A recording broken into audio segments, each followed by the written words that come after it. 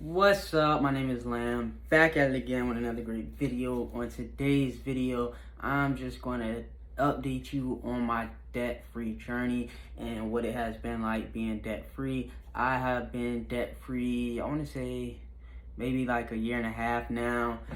And by debt-free, I mean consumer debt, so I don't have any personal loans, student loans, auto loans, or anything like that. The only debt I do have is my mortgage. So I do not know the exact date that I became debt-free because for me, I felt like I shouldn't have been in debt in the first place. So a lot of people, when they get debt-free, they celebrate and stuff like that. But I didn't really experience that because when I made my final payment, I was just like, man, I shouldn't have been in this predicament in the first place. And I have been able to stay debt-free for the past year and a half. And the only thing that I do have is credit cards that I pay off every month, so I don't really consider that debt, and then the mortgage. So just to update you, since I have been debt-free, I have picked up some bad habits. So really, when you become debt-free and as you gain more income and more wealth, you still want to have a budget and you want to maintain a budget, because the trap that I fell into is I was still budgeting like I was in debt, but because I was not making payments, because I did have a little bit more money, because I have built up my emergency fund, I could do a little bit more things with my money, and I wasn't allowing myself to enjoy my money. So what I did was basically I got rid of my budget and I just started spending so much money, enjoying myself. But before I did do that, I became debt free, and then I saved up a good size emergency fund. So I do have a year's worth of expenses saved up. I hold that emergency fund in a standard S&P 500 stock market index, so just the standard S&P 500. I know that's not the best place to put like emergency savings or emergency cash. I do have some cash in the bank, but it's very minimal just to pay like monthly and weekly expenses, but most of my cash does go in the S&P 500. If I have an emergency during a drop, then I guess, it is what it is. I just deal with it and deal with what happens. So after I became debt free, immediately after, the first thing I did was save up that emergency fund, and I just started off with 3 months, then 6 months, then a year, and it's just been growing ever since.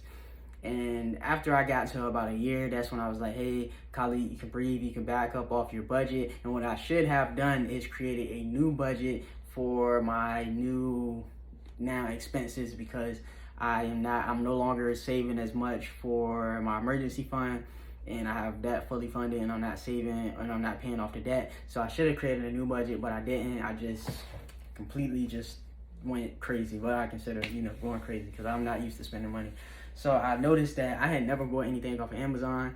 So I don't think I had any Amazon purchase. So once I decided that I wanted to spend my money and enjoy myself a little bit more, because you can enjoy yourself while you're saving, while you're budgeting, while you're living this lifestyle. It's just a certain order that you want to do it. So I noticed I had never bought anything off of Amazon. So I just been ordering whatever I want. Ordered a lot of books, things I need around the house, anything for like relationship, stuff I could do with my girlfriend. So I've been just ordering stuff that honestly that I need, but also stuff that I can enjoy. I bought a skimboard. I've been buying a whole bunch of books. I spent so much money in books last year. I want to say over the past 12 months, I've maybe spent $600 in books. So I just been enjoying myself and spending my money. Bought this chain, bought a bracelet, which I currently do not know where it's at. Bought some guns, bought some ammo, just been going.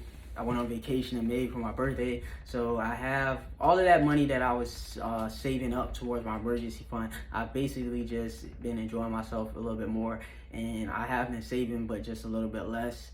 So I can say there are advantages to being debt free. A lot of people do not want to live this lifestyle. A lot of people do not want to set up the foundation to be able to live this way. Some people aren't living this way, and some people are living the way where they can enjoy themselves and do stuff and go out on vacation and buy the things they need, but they're doing it with debt. They're doing it not having an emergency fund, and I feel better just knowing if something does happen that I do have money saved up.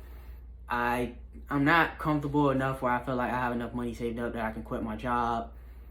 I have been investing in certain entrepreneurial goals, and I'm still working at that. And then eventually, hopefully, that leads me and propels me to where I do feel like I can quit my job. But right now, I'm at the point where I feel like I don't need to work overtime, and I can enjoy myself a little bit more. So, and I've been enjoying myself for, I don't know, maybe the past, like I said, year and a half, maybe like the past 6 months has been really big part of where I've been spending and enjoying myself this past 6 months. So what I'm gonna do is, now I'm gonna buckle back down. Like I said, I'm gonna get my budget back together. I'm gonna get my finances back together, figure out where I have room to invest in some entrepreneurial goals. I'm gonna double down on my social media. I'm on TikTok now, Lamb Nation. I'm on Instagram, LambNation98. So check me out on those platforms. I'm gonna just double down, keep giving y'all content, keep giving y'all the lifestyle, gardening videos. I started gardening, just a whole bunch of different stuff. Please keep liking, sharing, subscribing, and showing love. You know how we do.